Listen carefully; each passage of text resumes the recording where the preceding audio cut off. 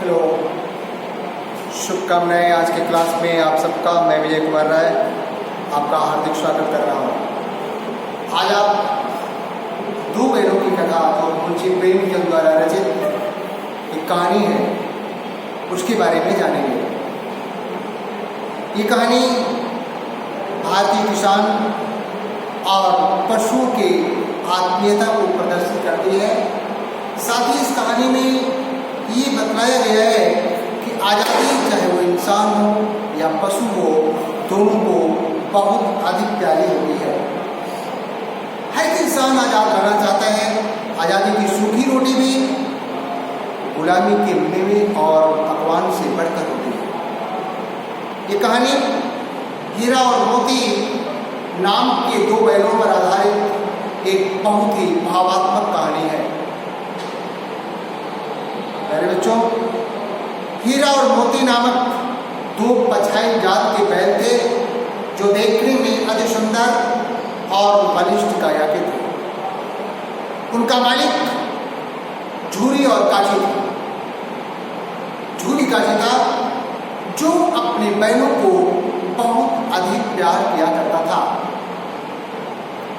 उनके प्रेम का प्रमाण इससे मिलता है कि जब कभी वो अपने बैलों के पास जाता था तो अपने बैलों को प्यार से सहलाता था, उन्हें पुचकारता था, उन्हें गले लगाता था और साथ ही उन्हें खाने के लिए उचित दाना पानी भी दिया करता था। बहुत दिनों तक साथ साथ रहने के कारण उन दोनों बैलों की झूरी से जितनी अधिक आत्मीयता हो गई थी, उतना ही अपनापन उन दोनों के अंदर भी एक दूसरे के प्रति हो गया था। दोनों साथ साथ रहते, अपनी थकान को मिटाने के लिए या अपने प्रेम का प्रदर्शन करने के लिए वे दोनों एक दूसरे को कभी कभी चाटते थे, कभी कभी सूंघकर और कभी कभी एक दूसरे से सींग मिलाकर अपने प्रेम का इजहार किया करते थे। ये दोनों थे हीरा और मोती नामक ये दोनों बैल जो अपने मालिक के बहुत ही प्यारे थे। जब कभी उनका मालिक अर्थात झूरी उन बैलों को हल में जोतने के लिए या बैलों में या बैलगाड़ी में जोतने के लिए ले जाता था, तो दोनों बैलों का यही प्रयास रहता था कि वो जब कभी भी जुते तो एक दूसरे का बोझ हल्का करने के लिए वे अपने बोझ को अपने कंधे पर ले लेना, दूसरे के बोझ को भी अपने कंधे पर लेने का प्रयास करते थे। ये बातें ये सिद्ध करती हैं कि उन दोनों बैलों में कितनी गहरी मित्रता थी। संजोग की बात देखिए, एक दिन झूरी अपने दोनों बैलों को अपनी ससुराल ले गया कुछ दिनों के लिए। उनका साला गया जो झूरी का साला है, वो झूरी का जो साला है वह उन दोनों बैलों को ले जाने के लिए आता है। मेरे बच्चों, एक बात को दिमाग में रखो कि इंसान जब कहीं एक साथ रहता है तो आपसी प्रेम की भावना काफी बलवती हो जाती है। एक दूसरे के लोग सहयोगी और प्रेमी बन जाते हैं।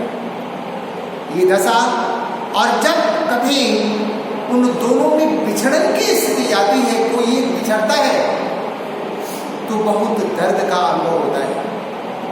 ठीक यही दशा पशुओं में भी देखी जाती है। पशु जब अपने मालिक के दरवाजे पर बहुत दिनों तक रह जाता है और मालिक उसे भेज देता है या कहीं भेज देता है, तो जाते वक्त वो जाना नहीं चाहता।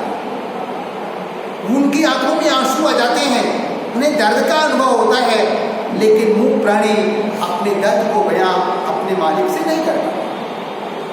ठीक यही दशा जब झूरी अपने ये जोड़ी बैलों को अर्थात हीरा और मोती को अपने ससुराल भेज रहा होता है, तो उन दोनों बैलों की भी ठीक यही दशा होती है। ये दोनों बैल गया के साथ जाना नहीं चाहते। कभी इधर भागते हैं, कभी उधर भागते हैं, कभी उनसे पीछा छुड़ाने के लिए बहुत सारा प्रयास करते हैं। सोचते हैं कि हमारे मालिक ने हमारे साथ ऐसा अन्याय क्यों किया, हमारे के अंदर क्या कसूर था। सोचते कि काश हमारे पास ऐसी वाणी होती जिसे इंसान समझ सकता, तो हम अपने मालिक से जरूर पूछते कि हुजूर मालिक, हमारी क्या गलती है कि आप हमें अपनी नजरों से जुदा कर रहे हो, अपनी नजरों से अलग कर रहे हो। लेकिन वे प्राणी, वे जानवर थे, उनकी भाषा को इंसान समझ नहीं सकता, इसीलिए उनके दर्द की वाणी को झूरी समझ न सका। किसी प्रकार से संध्या के समय गया उन्हें लेकर के अपने दरवाजे पर पहुंचता है और उन बैलों के साथ बड़ा ही बेरूखा व्यवहार करता है। जो अपनापन का भाव, जो अपनत्व का भाव उन्हें झूरी की यहाँ मिला करता था, उसका लेस मात्र भी प्यार उन्हें गया के दरवाजे पर नहीं मिलता। उन्हें नाक पर ले जाकर के बांध दिया जाता है और उसमें सूखा भूसा डाल दिया जाता है। एक तो अपनों से बिछोड़ने का गम, दूसरे नई जगह, नए लोग, नया परिवेश, कुछ भी हीरा और मोती को अच्छा नहीं लग रहा। कुछ समय बाद एक मोटी रस्सी में बांध करके गया उन दोनों बैलों को खूंटे पर लाकर बांध देता है। अपनी सांकेतिक भाषा में ही हीरा और मोती दोनों ये निर्णय करते हैं कि आज की रात हमें यहाँ नहीं रुकना है, किसी भी तरीके से हमें आज़ाद होना है और आज़ाद होकर के अपने मालिक के पास पुनः वापस चले जाना है। रात जैसे ही गहराती गई, संकल्प भाव बढ़ता गया, इच्छा शक्ति बढ़ती गई और रात के अंधेरे में दोनों बैलों के अंदर वह शक्ति आ गई जिसकी परिकल्पना शायद गया ने भी नहीं की होगी।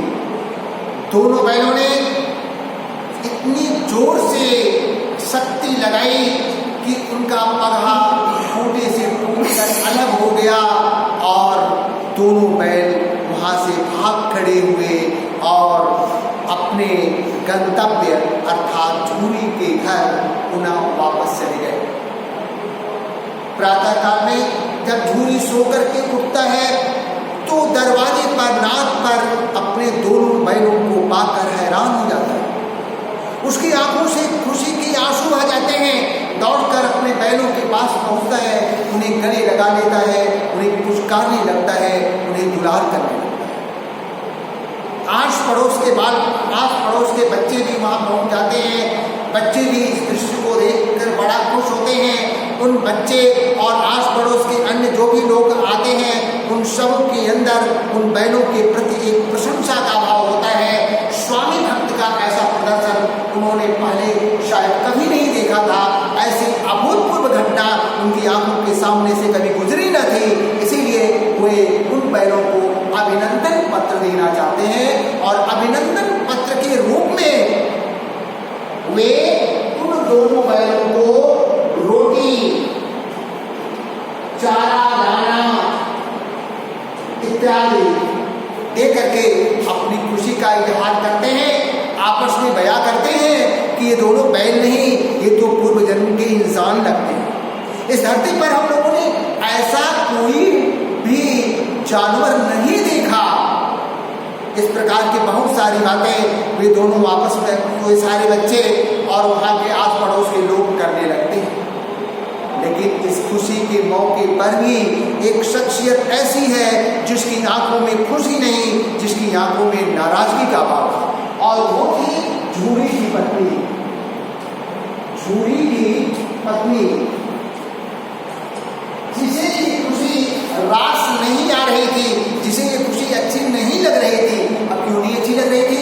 इसलिए अच्छी नहीं लग रही थी क्योंकि दोनों बैल उसके मायके से रात के अंधेरे में भाग खड़े हुए थे। वह मने मन उन बैलों को कोस रही थी, उन्हें बुरा भला कर रही थी, उन्हें कामचोर और नमक हराम कर रही थी, और साथ ही नाराजगी के आलम में उसने अपने नौकरों को ये आदेश दे डाला कि इन बैलों को सही चारा दाना खाने को न दिया जाए। पति पत्नी के बीच एक मीठी तीखी झड़प होगी। जूरी अपनी पत्नी से बोलता है कि तुम्हारे मायके में हमारे इन बैलों को सही रूप से खाने पीने को नहीं दिया गया होगा, सही रूप से इनकी व्यवस्था नहीं की होगी। इसका वो कड़ा प्रतिवाद करती है, कड़ा विरोध करती है और विरोध करने के बाद वह बैलों का खाना पीना रोक देती है। नौकरों के अंदर इतनी हिम्मत नहीं होती कि उसकी बात का प्रतिवाद कर सके, उसकी बात का विरोध कर सके, और जूरी के कहने के बाद भी वह बैलों के सामने केवल सूखा भूसा ही खाने को डालते हैं और उसमें कुछ भी नहीं डालते। लेकिन उसके बाद भी उन बैलों को आत्मसंतुष्टि है, खुशी है कि वो अपने स्वामी भक्त, अपने स्नेही जन, अपने मालिक के पास पुनः वापस आ गए हैं। अगले दिन पुनः जूरी का साला गया आता है और इस बार वह पैदल न ले जाकर के दोनों बैलों को बैलगाड़ी में जोतकर उन्हें अपने साथ ले जाता है। रास्ते पर उन्हें मारता पीटता है, उनके विरोध करने पर वह उनकी पिटाई करता है और इस प्रकार से रास्ते भर भारी विरोध करने के बाद भी वे दोनों बैल गया के घर पहुंच जाते हैं।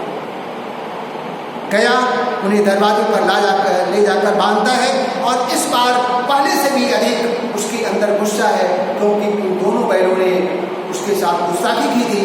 रात के अंधेरे में वहाँ से भाग करके पुनः जूरी के घर वापस लौट गए। इसलिए वह अपने बैलों को तो खाने के लिए अच्छा व्यवस्था करता है, अच्छा चारा पानी देता है, लेकिन इन दोनों बैलों को पुनः वही सूखा भूसा घास डाल देता है। दोनों बैल खाते पीते नहीं।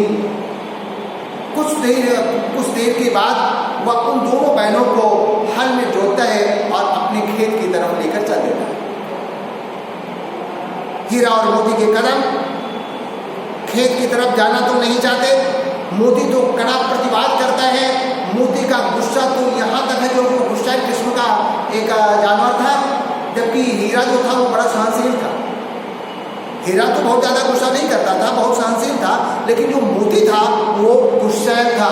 उसने मुख भाषा में, सांकेतिक भाषा में हीरा से कहा डाला था कि कहो तो मैं इसकी अच्छी खासी खबर लूँ, लेकिन हीरा ने ये कहा करके उसको मना कर दिया कि देखो मोती, यदि भगवान ने हमें बैल बना ही दिया तो दुनिया में इन कष्टों को सहना हमारे लिए मजबूरी है, क्योंकि इंसान हमारे साथ ऐसा ही व्यवहार करता है।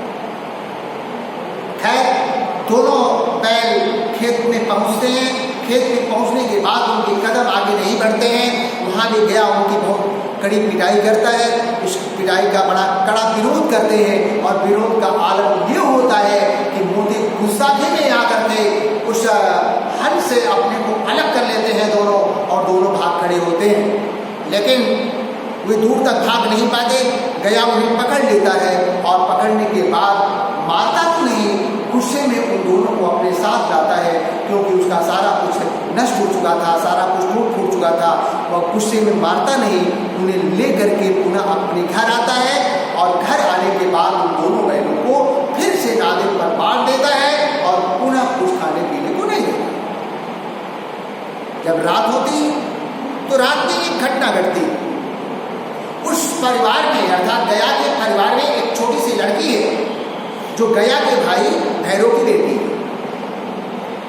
उसकी अपनी माँ नहीं है, उसकी माँ मर चुकी है, और उसकी जो सौतेली माँ है वो उस लड़की के साथ निर्दयतापूर्ण व्यवहार किया करती थी।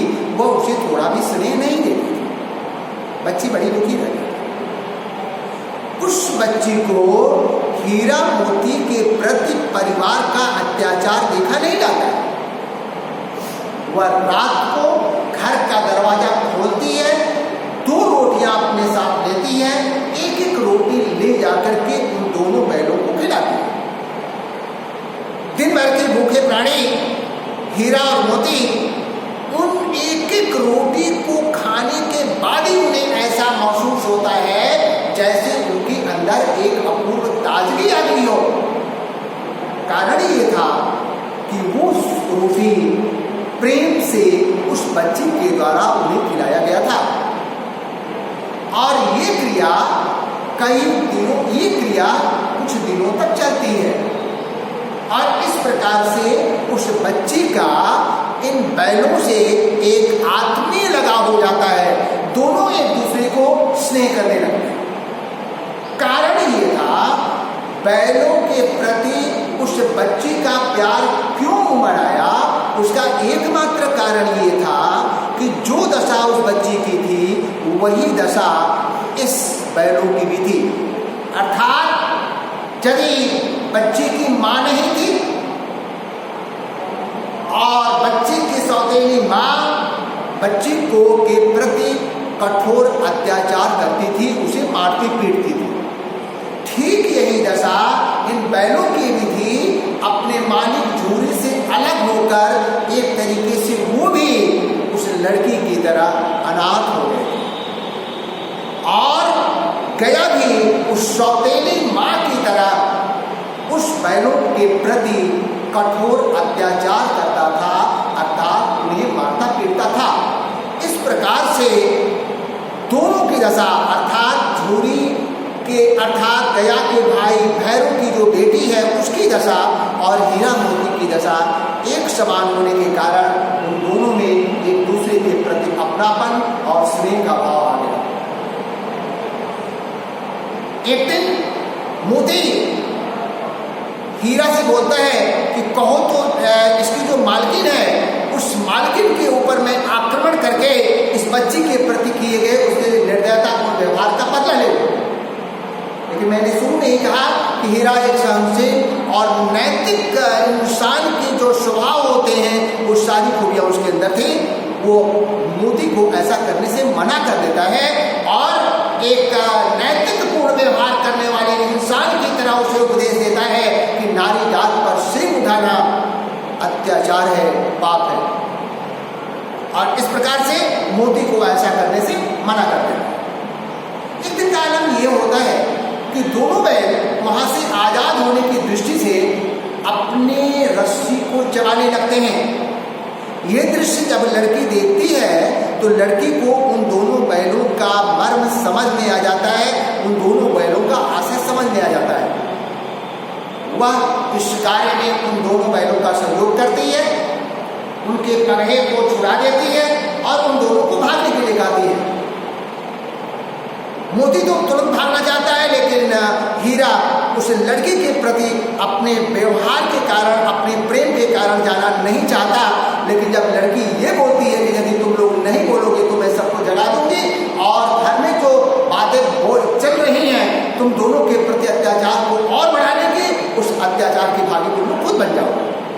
और लड़की तुरंत ये बोलना शुरू कर देती है, शोर बजाना शुरू कर देती है कि अरे देखो फुफ्फा वाले दोनों बैल भागे जा रहे हैं, दादा जल्दी रुक कराओ। और जो ही वो बोलती है हीरा और मोती दोनों भाग खड़े होते हैं। गया उनका पीछा करता है, लेकिन पीछा करने के बाद भी वो दोनों बैल उनके हाथ नहीं आते। भागते भागते वो दोनों एक मटर के खेत में जाते हैं। मटर के खेत में जाने के बाद वहाँ मटर खा करके अपना पेट भरते हैं और पेट भरने के बाद दोनों मस्ती के आलम में एक दूसरे के साथ अपनी सींग मिलाते हैं। इन सींग मिलाने के क्रम में एक बार मोती हीरा को इतना तेज धक्का देता है कि वो पास ही एक खाई में गिर जाता है।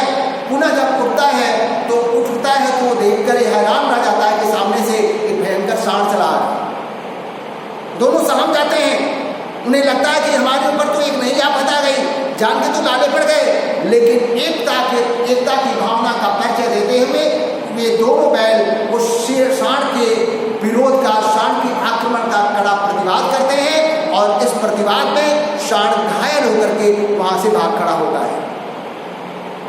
उसके बाद पुनः दोनों बैल मस्ती में झूमते हुए आगे बढ़ते हैं। आगे बढ़ने पर पुनः उन्हें एक मटर का खेत मिलता है जिसमें अभी पानी से सींचा गया था। उस मटर के खेत में मेड़ के पास खड़े होकर के वो हीरा मटर को खाना शुरू करता है। लेकिन जो मोती होता है वो खेत के थोड़ा अंदर चला जाता है। इसी बीच खेत का रखवाला अपने एक अन्य साथी के साथ लाठी लिए वहाँ पर पहुँच जाता है और हीरा पकड़ लिया जाता है। मोती पकड़ लिया जाता है, हीरा वहाँ से भाग खड़ा होता है।